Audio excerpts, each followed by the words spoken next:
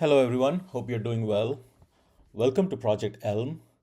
On this channel, we explore the systems behind modern technology, from enterprise engineering and AI, all the way to automation and real tech careers. If you have ever wondered what a production support engineer actually does, like I have done in my career, or if you're even considering this career path, you are in the right place, right here.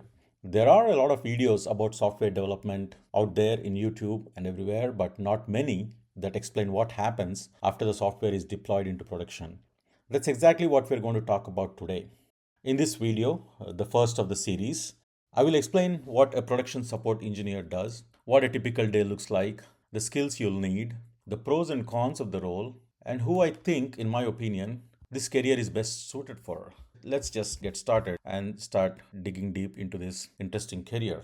What exactly is production support? In the simplest of the terms, a production support engineer is responsible for keeping business critical applications running smoothly after they have been released to the end users. Think about the apps that you use every day, your banking apps, shopping websites, airline booking systems, healthcare portals, and all that. Once those systems go live, someone has to make sure they continue working reliably. That's where production support comes in. I'm not saying that a single person has to be working 24/7, but the concept, the art of production support is to make sure that all these critical applications are monitored and maintained 24/7. The job isn't usually about building brand new features. Instead, it is about monitoring applications, investigating problems, resolving incidents, working with the developers when bugs are found, and making sure customers can continue using the system with as little disruption as possible. In many companies, production support is the first line of technical investigation before it even hits the engineers. So, what does a day-to-day work actually involve for a support engineer? Well, it varies from company to company, and I have worked in many companies. But there are some common responsibilities that you can distill, or you can find some common responsibilities as a pattern, which I will highlight to you in this video. At the beginning, you might basically start your day by reviewing your overnight alerts or checking if there are any production incidents that occurred while you were away.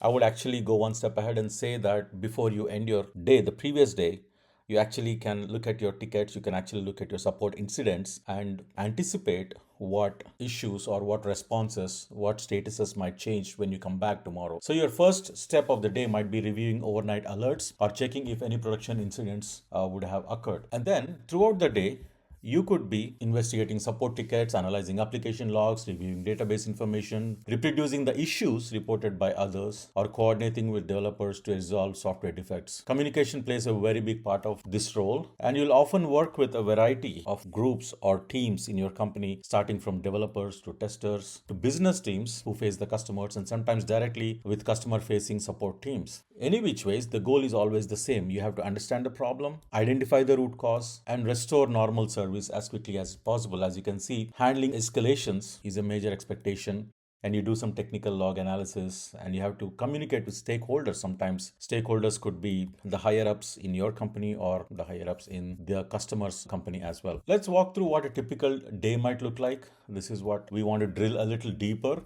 You begin by checking monitoring dashboards. Some of you may have Jira dashboards, some of you have ServiceNow dashboards, some of you may have Salesforce dashboards, some customized version of those things, or any other software, third-party software that you use where your incidents are assigned to you and some alerts based on their priority show up on your dashboard. So the first thing that you come is take a stock of where you're at, and then you have to prioritize the open incidents, determine which ones need immediate attention based on the size of the customer, how much they are paying, how important is the customer to your company, and how hot is the issue, and all that stuff.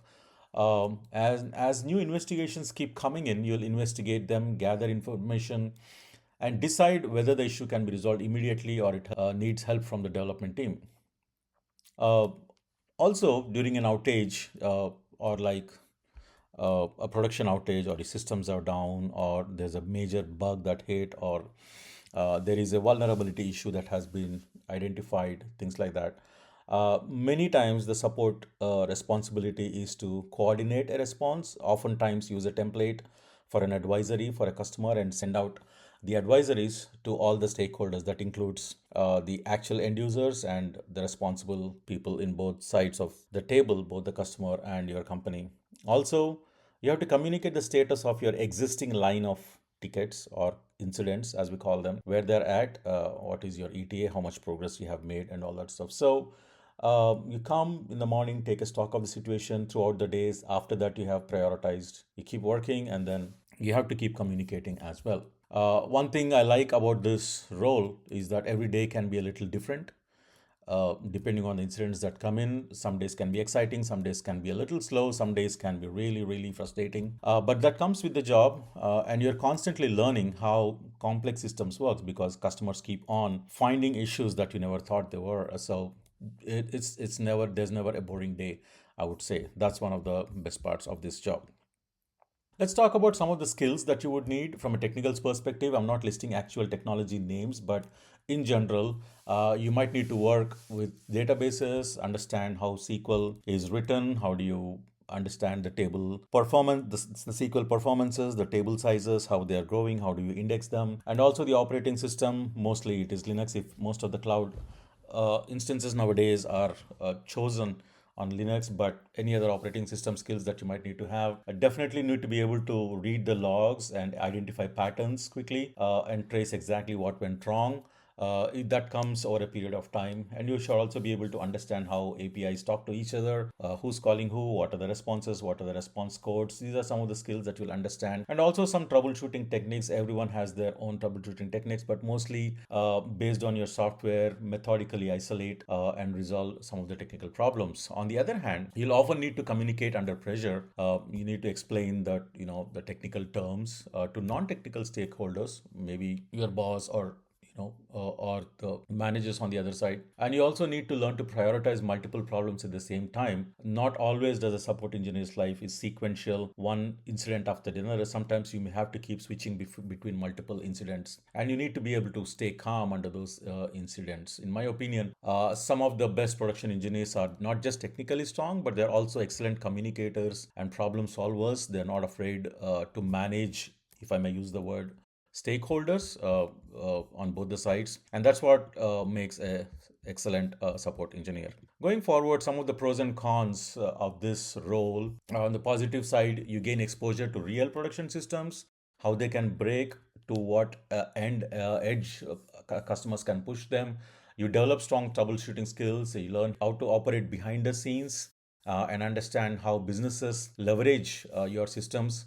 It's also a great way to understand how big companies, large enterprise applications work, and you can build your experience on that, and that can lead to other technical roles. You are exposed to entire systems end to end. Sometimes developers, engineers also may not have that visibility, but as a support engineer, you have that end to end visibility, and that's a great skill. That's a great experience to add to your profile. But on the other side, there could be some challenges depending on your company policy. You may have to be participate on an on-call rotation. Everybody does that. I have done that in almost all of the companies that I work for. Sometimes on holidays, sometimes on Sundays.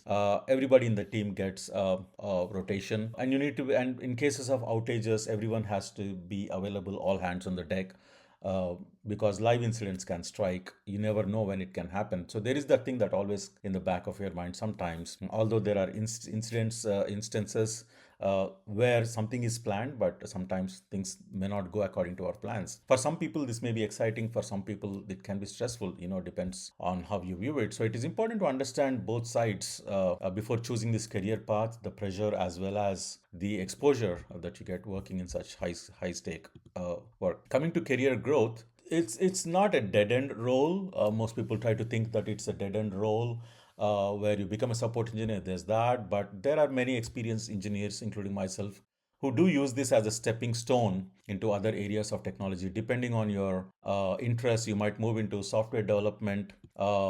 Or a senior software engineer or senior support engineer, from there into software development. Some people also move into site reliability engineering because you learn to work with the systems, you learn to keep them up and running all the time. You're not afraid of scale, you're not afraid of volume, and you are able to work with systems. So some people move into site reliability engineer roles. Some also go into DevOps, and some go into cloud engineering, platform engineering.